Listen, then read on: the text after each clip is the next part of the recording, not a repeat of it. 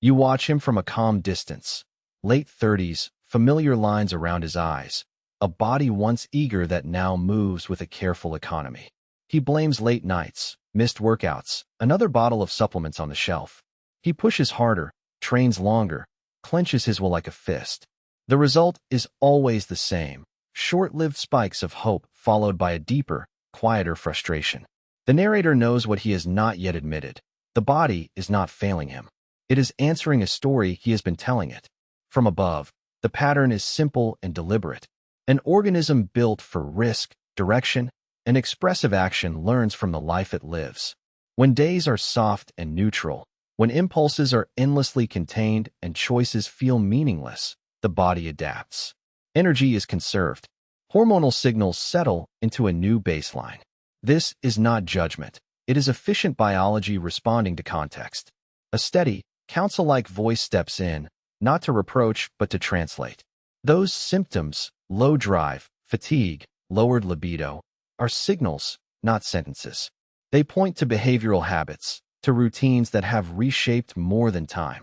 They have reshaped identity. The task is not to force the body back with brute force, but to decode the life that taught it to step down. Observe where your days are neutralized. Notice the places you chose safety over risk, passivity over direction, convenience over meaningful strain.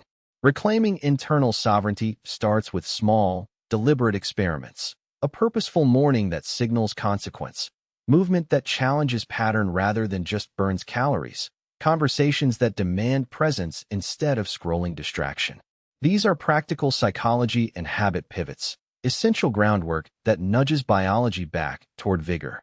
There is no quick rescue here. The path is methodical and patient. Understand the drivers, shift the context, reinforce new meanings.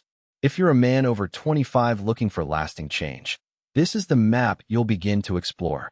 What routine in your life feels like it's quietly telling your body to conserve? Leave a thoughtful comment and stay for the next video, where we translate those observations into the first concrete habit to try. He tries harder. More supplements, longer workouts, willpower pushed to the point of grudging obedience. Each attempt ends the same way: a dimmer light, not an extinguished one. From where the narrator stands, impartial and clear, this is not failure in the body but a response. The organism is economical. It reads context and reallocates resources. When life signals stasis, predictable days, low stakes, muted expression, the body learns that high output is unnecessary. Testosterone and vitality are not moral rewards. They are calibrated responses to the demands and meaning of your life. This understanding changes everything. Symptoms: low drive, fog, lost ambition, stop being evidence that you're broken and start being maps. They point to the life that produced them. Routines that minimize risk, a climate of containment, work that drains instead of creating, social circles that allow numbness. The wise answer is not a pill but translation. Observe what shaped the body, decode the behavioral drivers, then design experiments that change the signals. Begin with an audit. For 7 to 14 days. Note sleep quality, evening alcohol, time outdoors, phone use before bed, resistance training frequency, and moments you felt proud or engaged. Notice patterns, not guilt. Small changes matter. Reclaim morning light and a protein-rich start. Prioritize deep sleep by cutting late screens. Restore brief, heavy strength sessions instead of endless cardio. And schedule one social meeting that requires you to show up as more than convenience. Reintroduce directional stress. Manageable, meaningful challenges that require commitment. Start a personal project with clear milestones. Take a cold shower streak for habit conditioning, or set a weekly no excuses workout. These are not dramatic hacks. They are repeated, signal-bearing acts that persuade the body to reallocate energy upward. You will not flip a switch overnight. The process is deliberate and cumulative. Decode, experiment, adapt, and measure by energy and engagement rather than a number. If this idea intrigues you, if you want to translate symptoms into strategy, leave one line about the pattern you see in your life. In the next video, we'll turn these observations into a practical 30-day reset you can test and refine. He watches himself from a small, honest distance, not blaming, not ashamed, simply taking notes. The narrator sees what he often can't. The body is an efficient archivist. It records patterns of risk, novelty, social standing, and meaning, then reallocates energy accordingly. Lower drive is not a random failure. It is the sensible outcome of a life that offers fewer cues to broadcast vitality. Begin here, observe. Spend a week like an anthropologist in your own life. Where do you spend your attention? How often do you experience mild challenge, visible progress, or an honest statement of preference? Track sleep timing, meals, movement, time in sunlight, choice versus passivity, and the people who shape your mood. This is not guilt, it's data. Next, decode behavior into signals.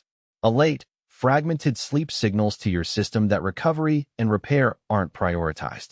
Endless low-stakes routine signals that intense drive is unnecessary. Chronic social avoidance reduces opportunities to rehearse status and leadership. Stress that is constant and aimless teaches the body to conserve. Each habit translates into hormonal language your body understands. Then, experiment with small, decisive shifts. Reclaim internal sovereignty through micro-choices that retell your organism's story. Set a consistent bedtime and rise with sunlight.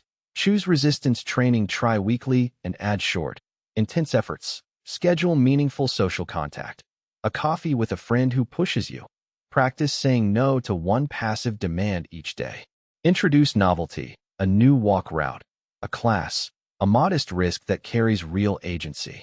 Use rituals to anchor progress, a morning sequence of breath, movement, and a written intention. These changes are not magic. They are evidence-based bets that change the inputs your body has been responding to. Over weeks, the organism updates its rules. Over months, energy and desire often follow. What habits in your day currently signal safe, low demand to your body? Share one thing you try this week. In the next video, we'll turn this decoding into a 30-day reset, specific daily moves that translate insight into sustained change. He tries harder. He buys another supplement, doubles down on workouts, clutches discipline like a lifeline. From the outside, those attempts look sensible. From the inside, they feel like banging on a door that will not open. The voice watching knows why the door stays closed. The body is answering a longer conversation, not a single command. Biology is economical. If days are mostly neutral, safe, and predictable, the organism concludes that ferocious energy is unnecessary. Testosterone, stamina, and drive recalibrate to match demand. This is not failure or moral weakness. It is efficient adaptation. The man in his late 30s hasn't been cursed. He has been taught. The lesson arrived slowly. Low challenge, low risk, few expressive outlets, compressed identity. Each small surrender rearranged the body's priorities. The work, then, is not raw force. It is translation. First, he must become a careful observer of his own life, not in shame, but in curiosity. Track the moments when energy flickers up, a brisk walk in morning light, a decisive conversation, the first heavy set in the gym. Notice where it dims. Endless scrolling, safe routines that stifle choice, social withdrawal. These are the signals the body has been reading. Next, decode the drivers. Which patterns reduce demand? Which give permission for conservation? Map them without judgment. Name the behaviors that tell the system. No need to allocate vigor here. Then design small, reversible experiments that change the input. Introduce novelty, a new route to work, a calibrated physical strain, an honest talk, a project with measurable stakes. Prioritize sleep and daylight. Yes, but even more, prioritize meaningful challenge that demands presence and leadership in small doses. Reclaiming internal sovereignty is less about heroic overhaul and more about consistent rewiring. He will not be fixed overnight. He will, however, begin to send clearer messages to his biology. Curiosity becomes the tool. What habitual signal can you alter this week? Pause and reflect. When do you feel most alive? And what does that moment demand of you? Share one insight in the comments. In the next video, we'll lay out a practical, week-by-week micro-experiment to begin reversing these adaptive signals. He watches himself the way a cartographer studies a worn map. Not with blame, but with curiosity, tracing the creases where routine has folded his life into predictable shapes. The quiet apartment, the safe conversations, the constant low-grade planning for comfort instead of growth. These are not moral failures. They are signals. The body notices. Hormones listen. Energy budgets are adjusted to match the landscape it perceives.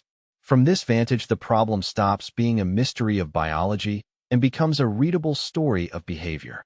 Long nights watching screens, stress held in the jaw, meals eaten standing up between tasks, workouts that punish rather than build. Each choice speaks to the nervous system.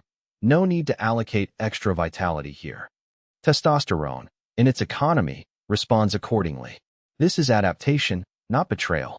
So the work begins with observation. Catalog the daily patterns without judgment. Where is your attention most often left? What situations get your heart rate to rise with purpose rather than panic?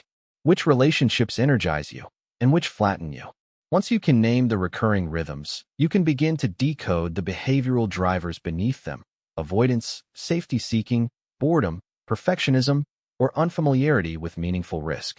The strategy that follows is pragmatic and gradual. Reintroduce calibrated challenges, a conversation that matters, a project with visible progress, a movement practice that invites strength instead of mere exhaustion. Reclaim rituals that orient you, consistent sleep windows, a morning sequence that centers you, a weekly appointment with discomfort that's constructive. Shift the social context where possible toward people and activities that reinforce presence, responsibility, and accomplishment. This isn't about chasing a number. It's about restoring alignment between inner intent and biological response. Small, repeatable choices reshape the narrative your body is reading about you. Curious which one daily habit tends to move the needle the most for men in their late 30s? Share which pattern in your life you think is signaling low vitality. Leave a thoughtful comment. In the next video, we'll examine the first practical rituals to rebuild direction and masculine momentum.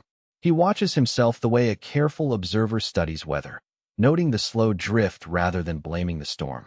From where I stand, knowing the body's language, your lower drive isn't a moral failure or a fixed deficit. It's an economical response. Biology learns from context.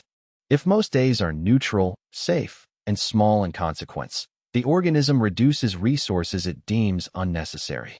That's adaptation, not betrayal. So the first pivot is simple and radical. Translate symptoms into signals. Fatigue at noon, flat desire, foggy mornings. Those are data points about how your life is teaching your physiology to allocate energy. Your job is to become an interpreter. Take a week and keep quiet notes. Mood swings, appetite, where your attention goes. When you avoid risk or responsibility, patterns will appear. Next, respect small margins. Reclaiming masculine energy isn't fireworks. It's a curriculum of micro-decisions that change context. Increase real-world stakes in manageable ways. Start a project with external deadlines. Reintroduce calibrated challenge. Heavy resistance sessions twice a week. A focused sprint of creative work. A weekly social activity where you have to lead or present. These are signals to the body. Resources are worth investing. Structure your environment to reduce containment. Remove passive comforts that tighten your range. Auto-scroll triggers, late-night blue light, constant low-intensity stressors. Replace them with rituals that assert ownership. A morning routine that includes sunlight and movement. A bedtime ritual that honors sleep. Weekly check-ins with a friend who calls you to account. Be patient and empirical. Treat each change as an experiment. Record energy shifts, libido, mood. Celebrate small wins and iterate. Remember, identity follows behavior. Doing the things that require presence rewires how you see yourself, which in turn reshapes your hormones over time. If this reframing intrigues you, reflect. What part of your daily life is teaching your body to conserve rather than invest? Share one observation below, a single pattern you want to test. In the next video, I'll give you a concrete 6-week map that turns those experiments into lasting habit architecture. He watches himself the way a cartographer studies a worn map, tracing creases, labeling patterns, noting where the river of energy once ran fast and where it has slowed to a muddy bend. From above, the truth is plain. The body has not betrayed him. It has simply learned to economize.